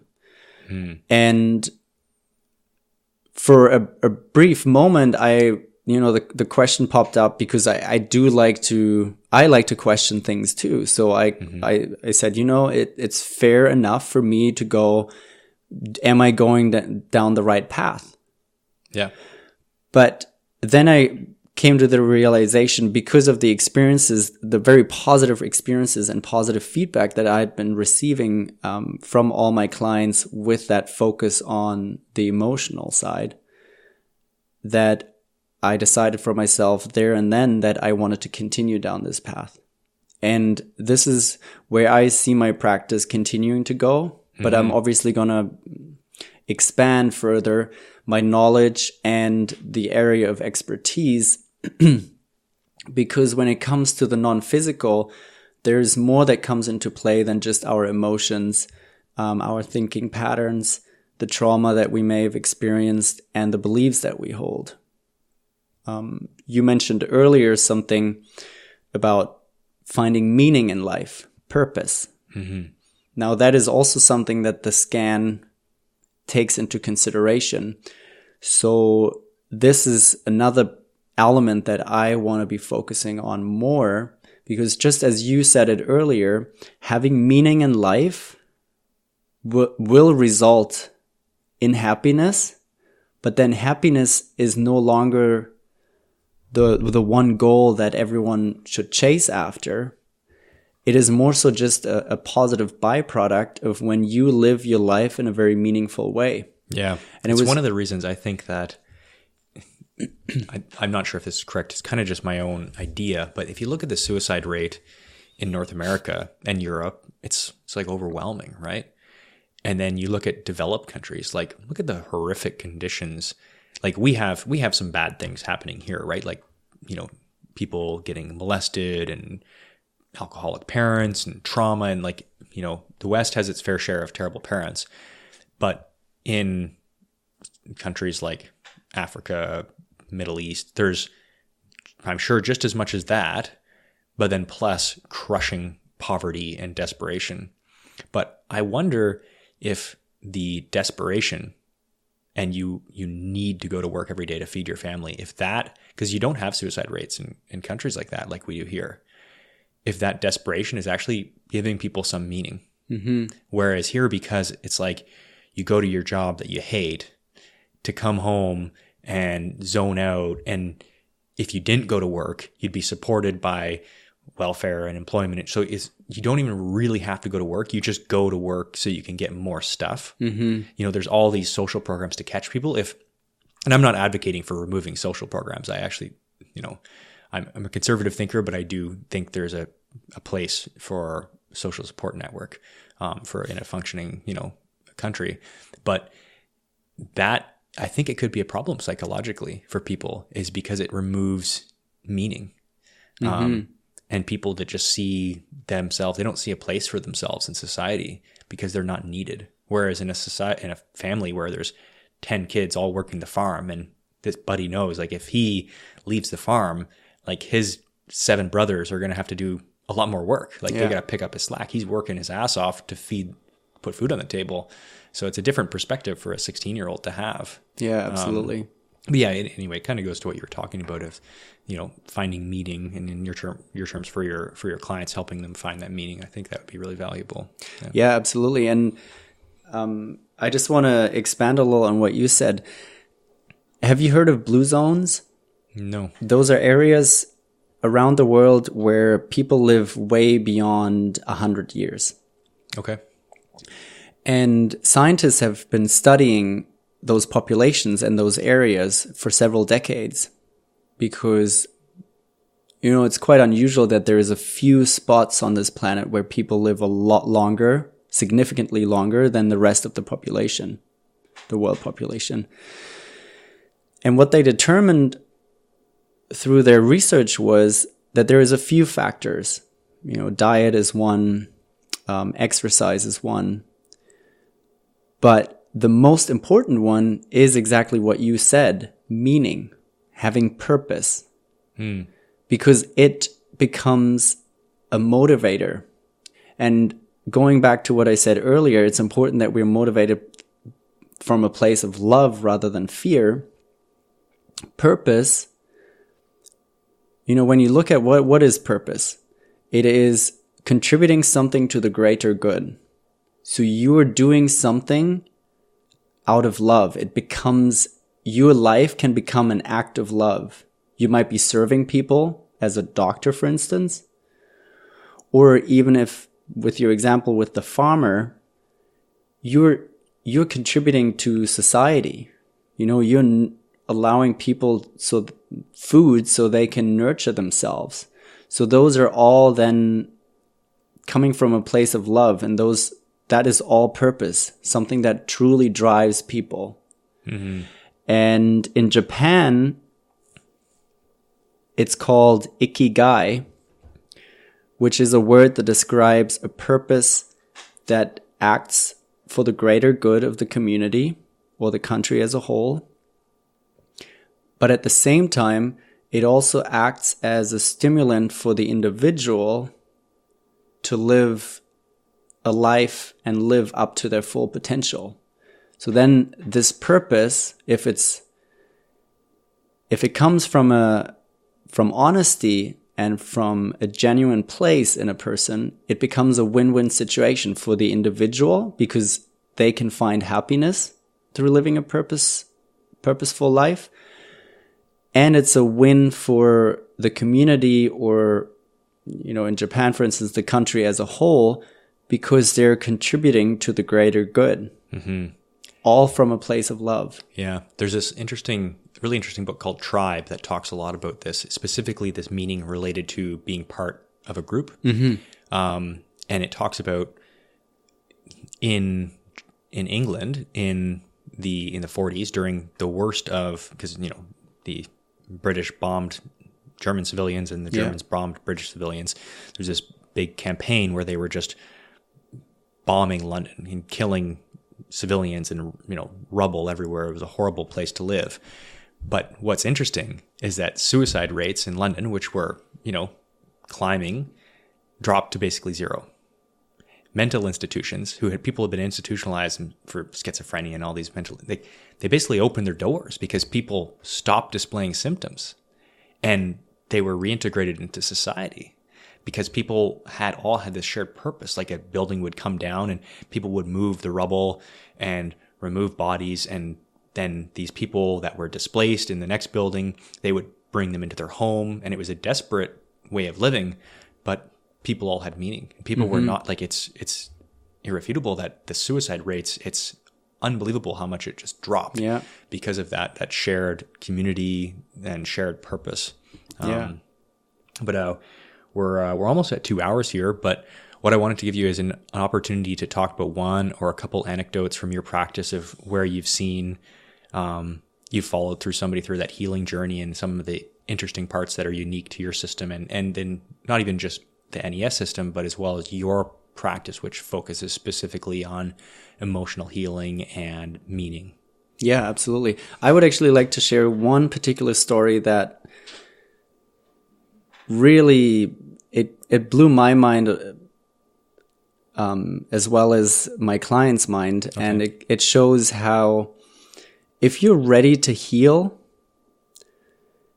it no longer becomes a question of whether it's possible or not, but it really just then becomes a question of when it will occur. And it's interesting, for some people, they might go, of course, everyone is ready to heal. But with chronic conditions, and I alluded to this a little bit earlier, when you've been suffering from something for a very long time, you start to identify with this. So it actually becomes part of who you are. And this is something that they're currently doing some research studies on, where they are following people through their chronic or through their healing stages while they try to heal from chronic conditions. And what they've been noticing is that people identify with those conditions sometimes to the point where the condition actually becomes part of who they are. And they become so adjusted and used to the fact that people will always help them and always ask them, oh, how are you doing today? Is there something I can do for you?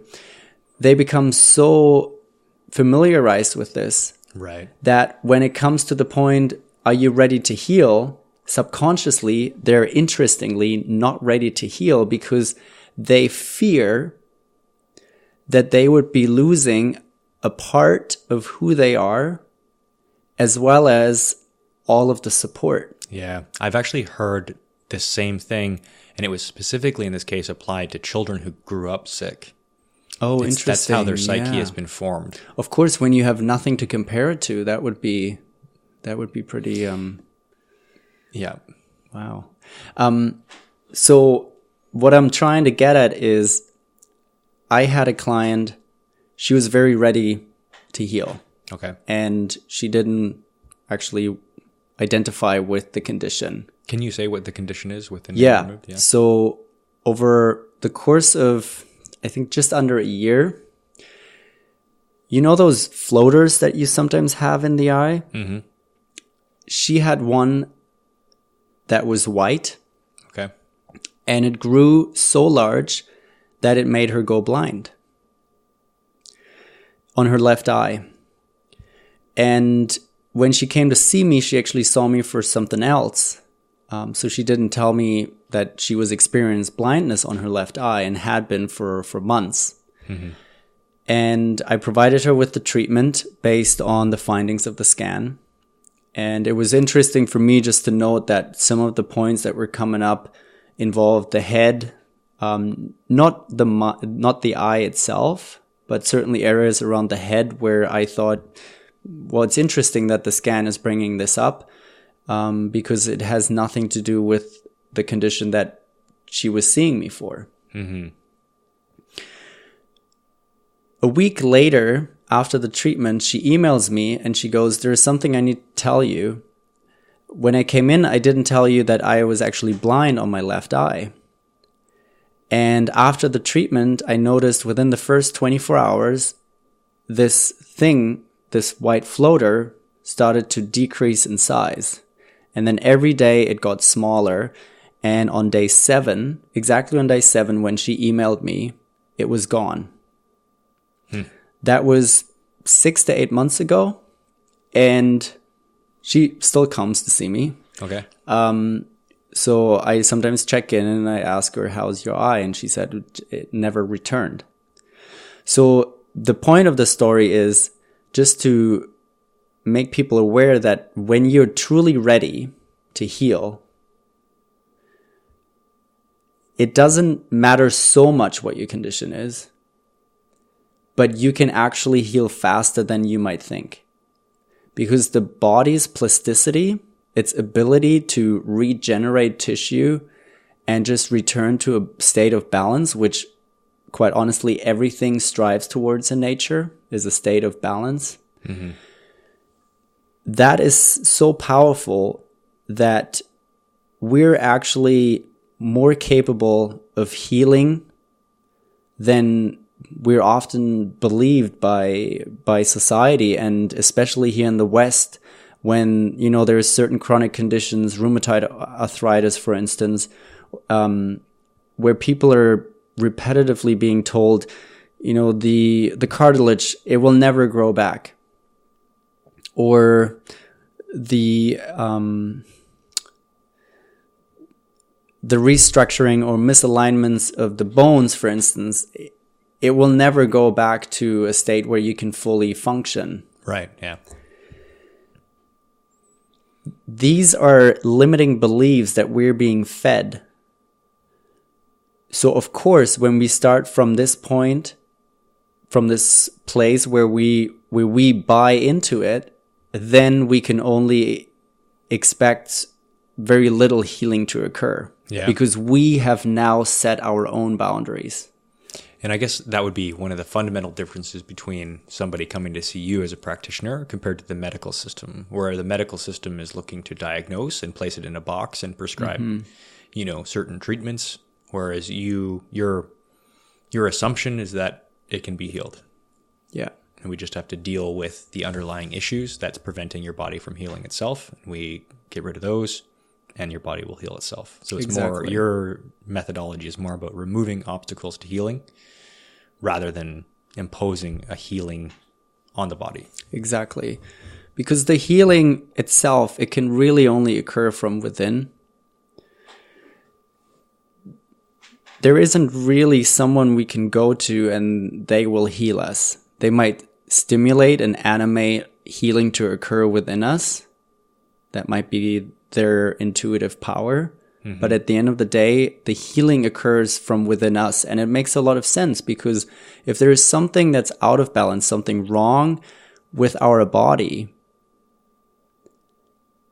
why would it come from an external source to actually reestablish balance in the body?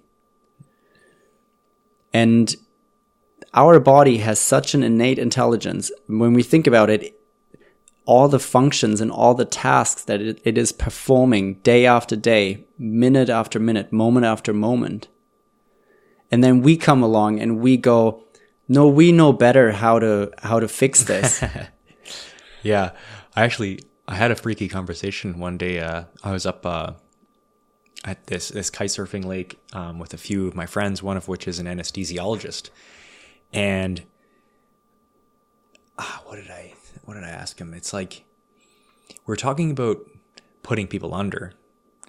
And he was talking, I kind of asked him about, is it sleep? Like, are you putting somebody to sleep? How do you decide? And he's like, oh, it's not sleep. Being unconscious and being asleep are different. So that's like people who drink and they think like, oh, I just need 8 or 9 beers and I fall asleep. It's like, that's not falling asleep. You're actually going unconscious. And then maybe you go into sleep at some point in the night. But just because your eyes close, it's not the same. There's different states of consciousness aside from just awareness and like self, right? So he's like, when we put somebody under anesthesia, it's not sleep, and it's important to remember that. And I'm like, well, then what is it? And he's like, well, we don't actually know, because we don't even know what consciousness is. So to try to describe what this other form of consciousness is that is not sleep and not what we're regularly experience is like, it was like to know. And so it's like basically all they're doing, like what he's done, they just know from experience. It's like, if we give this person who's X amount fat, X amount muscle, X amount age, this amount of drug, they don't seem to feel when we cut them with knives. Like they, or at least, and not even that they don't feel it, they don't talk about it after we do it. They don't seem to remember it, or they weren't feeling it. Like it's remarkable how little we know about something as simple as anesthesia. So in that regard, I certainly agree with you. Yeah. We don't know a lot about what's going on, but we have some, obtuse ways we can, like, something my girlfriend says about, anyway, I've heard this before about orthopedic surgeons, that it takes a special kind of human being to take a hammer and chisel to the human body. And those treatments work, often. But yeah, to think about a human being has to take like carpentry tools and bang and smash away at a human body. And then also though, placebo surgeries are a thing. Have you heard about those? Yeah, absolutely. Yeah. They'll like tell people that they'll do a surgery. They stop doing some types of knee surgeries because they did the surgery to some people, and other people, they just cut them, like put them under anesthesia, cut them, sewed them back up and told them they did surgery, and the results were the same. So they had all this like scientific reason why this knee surgery was working, but it actually turned out, no, it was just the fact that people believed that they went under surgery, and the fact that the surgery is expensive, both in terms of cost and their time and their healing, it just activated whatever it was in their mind that forced that healing to happen, or enabled that healing to happen in their own body. So yeah, I'm certainly not, I'm a believer in a lot of these things that you're talking about, for sure. Yeah, we need to start trusting our own abilities more, because we are so much more powerful than we think. Yep. And sometimes in order for us to realize how powerful we actually are, we also need to get out of our head and more into our body. And just to reestablish that balance so we can use the mind, because our mind is an extremely powerful tool, but it also needs a break, and for a lot of us, our mind is constantly on, but we need to give it a break. And we can do that by, at times just be with the sensations. So we can reestablish a healthy balance.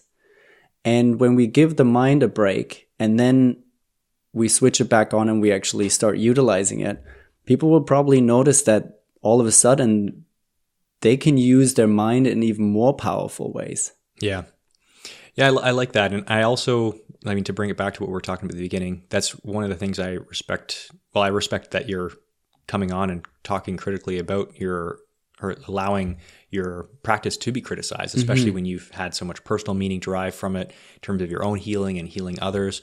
Respect that a lot.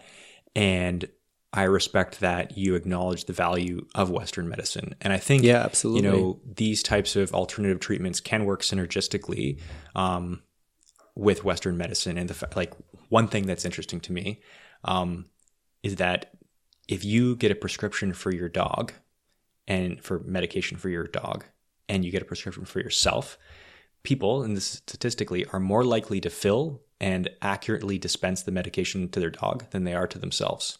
Interesting. Yeah. So even if this, effect this person has that, on from your treatment, has just the inner dialogue changes to take care of themselves, and they just start taking the medication that's the doctors are saying, hey, listen, dummy, take one of these pills a day. And people don't. People just don't take it. A lot of people don't fill the prescription. People who fill the prescription, they don't take it. So even if it just makes people take the pills they're given, like that's a huge benefit to a lot of people. It's a major problem. One of my friends is the president of a biotech company, and what they're working on is a system for dispensing pills to people. So you get your prescription, you put it in there, and it dispenses them. And it's actually going to be free to clients. And you know who's paying for it? The insurance companies and the medical companies, because they just don't have the data. They need to know who's actually taking the pills. Okay. Because their pills people are saying they're ineffective, but it's like, well, you're not taking them. Yeah. So this thing that's forcing people to kind of constantly reminding them, saying, hey, you missed your dose. That's the big benefit of it to the insurance companies, the pharmaceutical companies, is they want this machine. So it's not actually going to be on the backs of the users of it, because the pharmaceutical companies want to know who's taking their medicine. Interesting, yeah. Yeah, because people just don't. So anyway, I really like that a bit of the synergistic approach, and I think you alluded to that at the beginning of our session too. So yeah, absolutely. I think it's important that we just all come together and work together.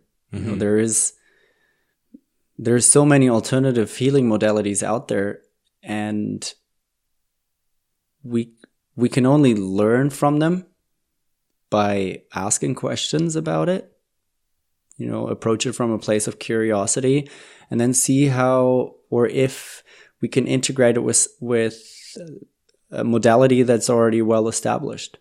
And by doing so, as you said, synergistically, even allow things to spiral upwards and become even more powerful, more helpful. That's really all we should be striving towards. Yeah, absolutely.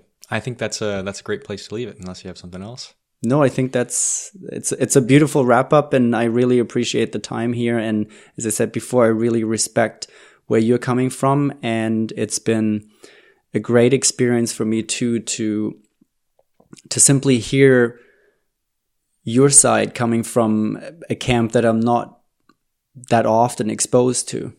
Because obviously when you are operating at a certain wavelength, there is a tendency that you attract people that are riding the same wave or a very similar wave. So this has been a really great experience. So thank you so much. Well, thanks for coming on. I really appreciate your time and your openness.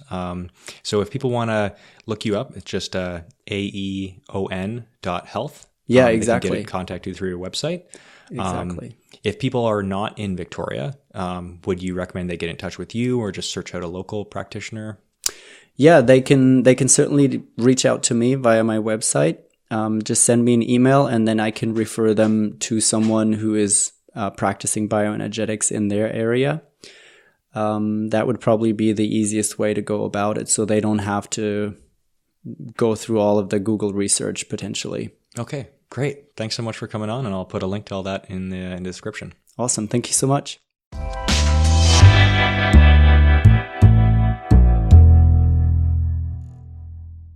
All right, thanks for listening. I hope you enjoyed that conversation between Maximillian and I.